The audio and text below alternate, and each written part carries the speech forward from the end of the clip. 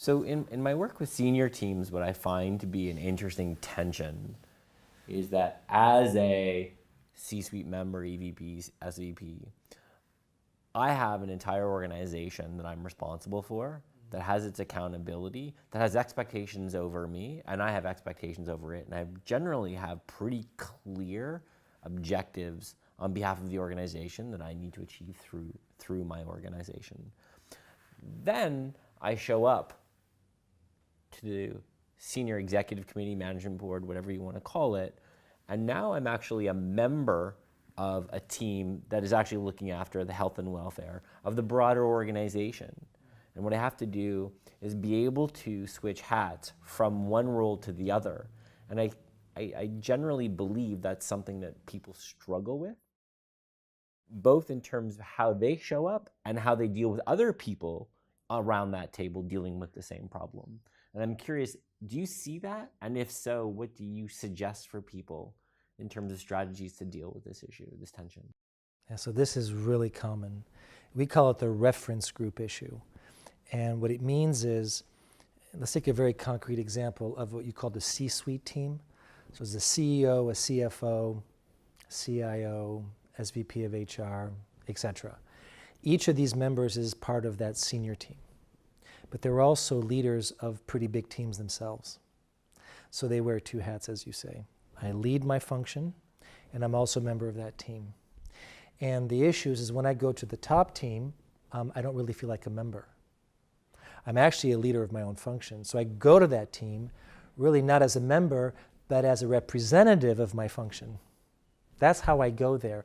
And therefore, instead of really trying to do work that we're supposed to do up here, I'm actually advocating for what I need back here. I'm almost lobbying for what I need to make sure my team and my function or department or division has what it needs. And the issue with that is that then the team at the top that's supposed to overlook the enterprise is not really looking over the enterprise. It's actually a collection of individuals fighting for their own rights. And it actually breaks down what that senior team is supposed to do. Does that make sense?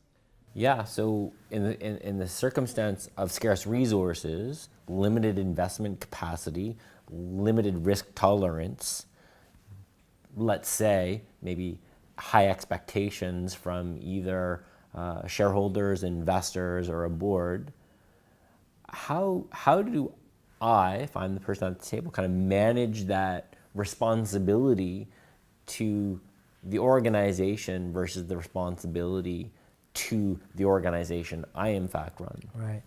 So the key to success there is twofold. One is the team at the top has to define what its real purpose is as a team and what its shared goals are.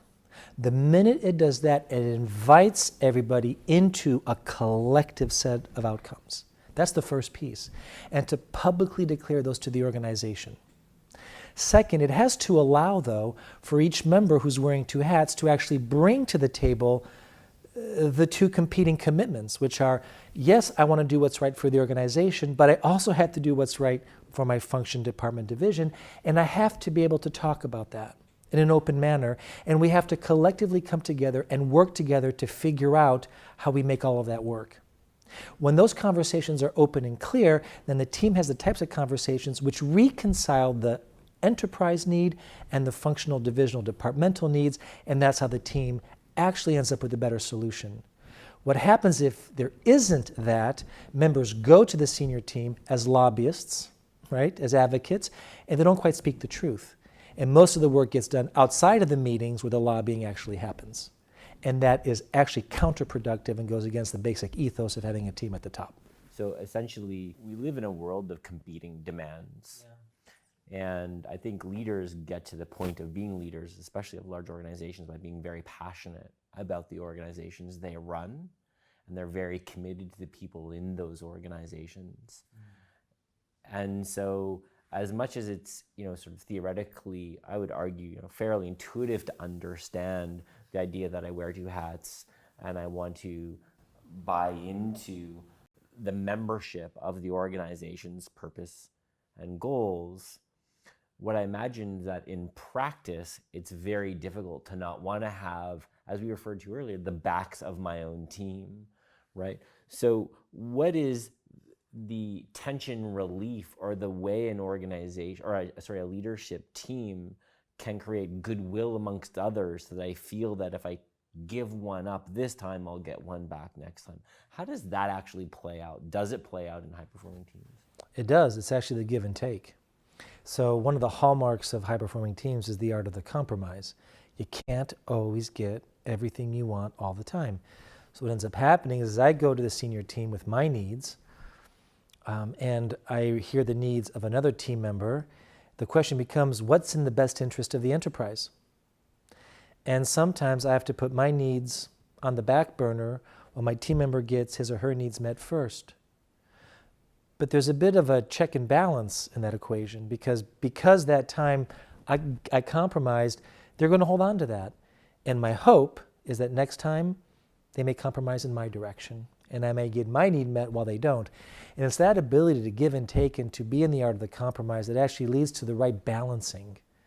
And it leads to healthy team functioning and actually to reality. That's a realistic approach to how life is. And so that can only happen, though, if the conversation's open.